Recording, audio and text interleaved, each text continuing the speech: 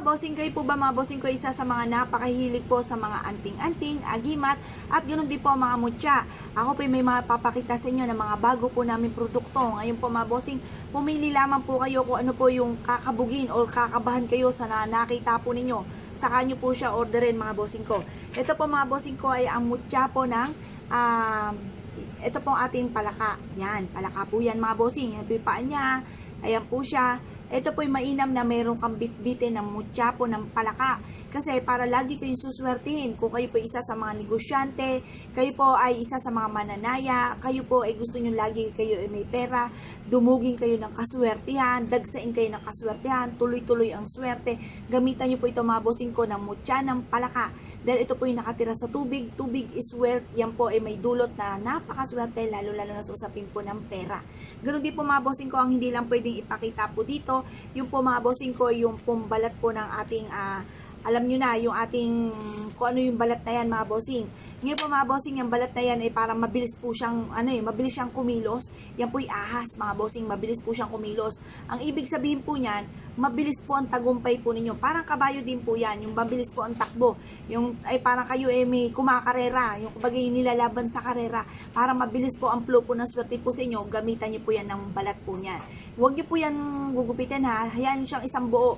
Ilagay niyo lamang po siya, pero nakalagay na po yan sa red na pouch. Hayaan nyo lamang po siya dyan, bitbitin nyo kahit saan kayo tutungo at lagi-lagi kayo suswerte niyan, lalo-lalo na sa pera at kung isa ka sa mga mananaya. Ngayon po mga bossing, gamitan din po natin ito. Ito po ay isa rin sa nagustuhan ni Ma'am Rudy Baldwin. Ito po yung tatlong dahon ng laurel na may lucky coin na metal. Pag sinabi po metal, matic po yan. Yan po yung nagustuhan ni Ma'am Rudy Baldwin. At sinamahan pa po ito mga bossing ko ng continuous luck. Continuous lang para dire-diretso po yung swerte sa atin kasi minsan napapansin po natin sinuwerte po tayo pero ang bilis din itong nawawala, di ba mga bossing? Para dire-diretso ang flow ng swerte, gamitan po natin ito ng continuous luck. At ito pa po yung ating nutmeg. Ang nutmeg, napakaswerte po nito tungkol lalo na sa pera. At ito pong ating star anise for success, happiness, for money. Ayan po siya, gamitan po natin na napakaswerte ng perfectong sangkap na ito mga bossing. Ayan po siya mga bossing, yun, nalaglag. Ayan. Ngayon po mga bossing, yan po. Ito po isa rin sa mga maganda na dapat po meron din po tayo. Ito naman po mga bossing ko ay metal na dumidikit naman po sa bato. Ayan, dumidikit po siya sa bato. Ito po siya mga bossing. Kung kayo ay may negosyo, gusto nyo mag-flow sa inyong aswerte sa inyo pong negosyo, marami po kayo laging benta, gamitan nyo po ito ng, ito nga po, dumidikit po siya, napaka-magnetic po niya, o diba? Ngayon po mga bossing, maganda, meron kayong ganito.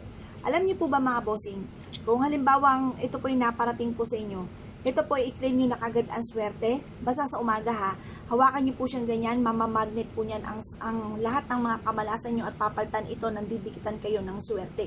Mamamagnet nyo ang lahat ng swerte sa pamamagitan po nito. Isa rin po ito sa mga paborito ko mga bossing. Yan po siya oh, di ba? Ito po ay metal. I-welcome po natin ang metal sa buhay po natin kasi swerte po ang dulot po niyan.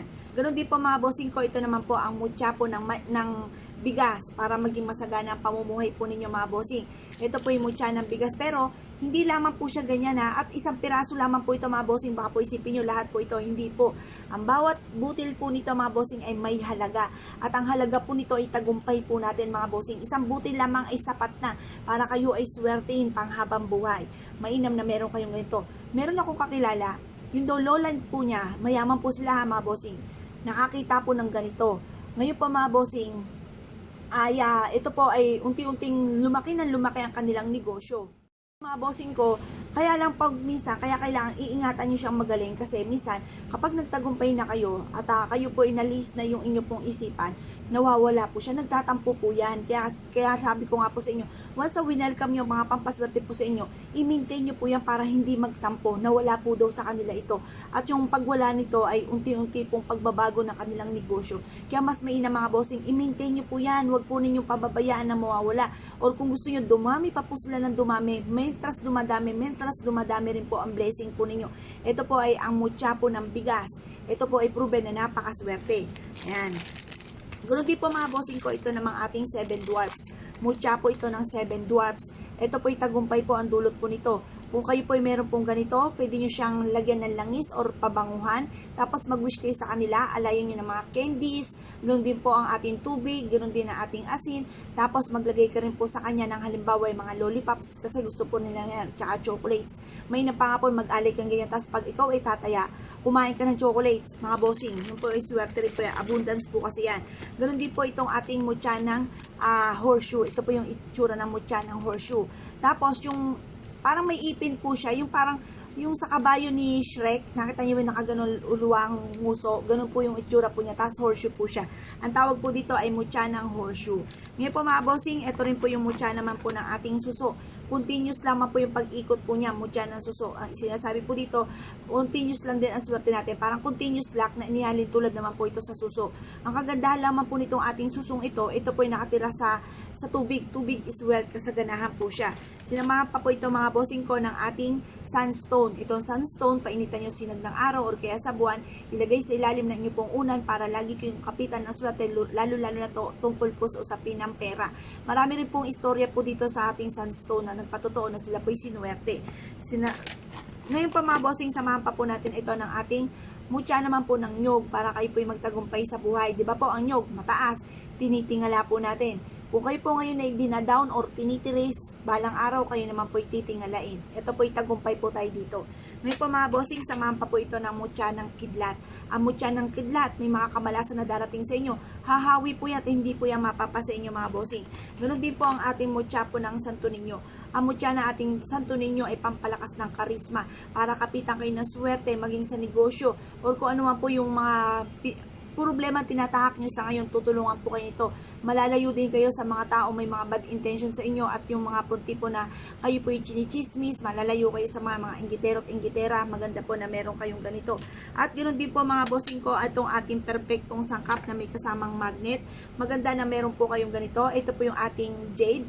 Jade is for money at samahan pa po ito ng ating magnet. Yan po ay perfectong sangkap upang sa ganoon lagi po kayong may pera at malabo na maubusan kayo ng pera.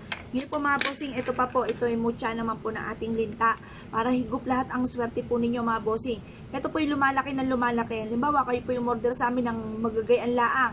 Nako, huwag kayong mag-alala mga bossing, ibabad nyo lamang po ito sa isang platito. 3 minutes lamang po ang pagbababad.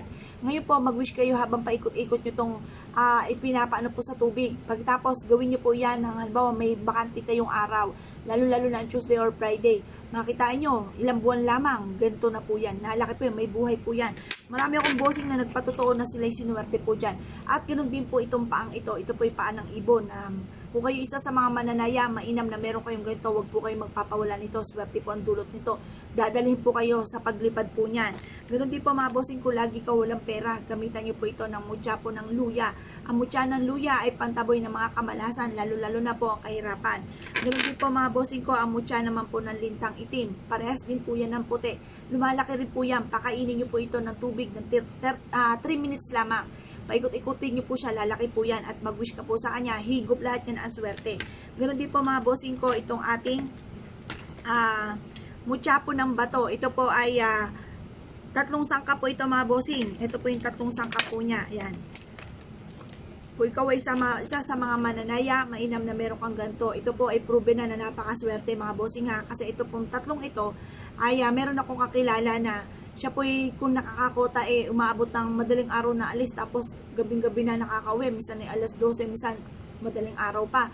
Siya po mga bossing ko nakakakota lang ng 1,000, 1,000 pesos bago po siya nakakauwi. Ngayon po mga bossing, siya po ay alas 10 pa lang ay nakaka 3,500 na. Kaya tuwan-tuwa po siya na siya po nagkaroon po ng ganito. Ito po kilala ko po ang mga nag-ano po niyan at proven po siya na maswerte. Ganun din po mga bossing ko, itong ating mutya ng bato na nagmula po sa dagat. Ito po ay sumisimbolo ng kasaganahan. Kung ikaw ay nais na magkaroon ka ng lagi maraming pera, maglagay ka ng ganito sa inyo pong pitaka. Ganun din po mga bossing ko, ito naman po yung ating display. Or kaya ibudbud nyo lamang ganyan, taktak ng konti, lagay ng ganyan, lagyan nyo ng pabango yan. Nandiyan na po ang perfectong kumbaga ritual na makakatulong po sa inyo. Ganun din po mga bossing ko, itong ating mutya po ng money for prosperity, mutya po ng ating mais. Ito naman po ay para mabilis ang flow sa inyo ng swerte. Ganon din po itong ating bulalakaw, Ito po mga bossing ko, mabilis po ang higop ng swerte po niyan. Sinamahan pa yan ang magnet po natin mga bossing. May magnet po yan para mabilis ang flow po ng swerte po natin. Ganun din po mga bossing ko, itong ating mutya ng gabi. Ito mutya ng gabi natin, ito po strong relationship ng family at lagi po kayong may pera. Gamitan pa po ito natin ang mutya ng bawang. Ang mutya ng bawang, alis lahat ang malas at swerte po ito sa pera. Yan po ang ilan lamang sa mga mutya or agimat or anting-anting po natin na pwede natin dalhin kay saan tayo tutungo. Mangyari lamang ay tumawag po kayo sa 0948-788-9806 Palawan Express, Joel Agremana. At ang tanging contact number lamang po namin dyan ay 0948-788-9806. Ngayon pa mga bossing, kung isa ka sa mga nagnais na umorder, welcome po kayo sa amin mga bossing ko. Huwag na kayong magpatumpik-tumpik pa, huwag na kayong magtunggali pa na mag-isip pa. At para mabilis po ang flow sa atin ng swerte, umorder na po kayo. Yun lang po guys, salamat po sa panonood. And don't forget to subscribe my channel. Salamat mga bossing, good luck po sa inyo lahat. Salamat po.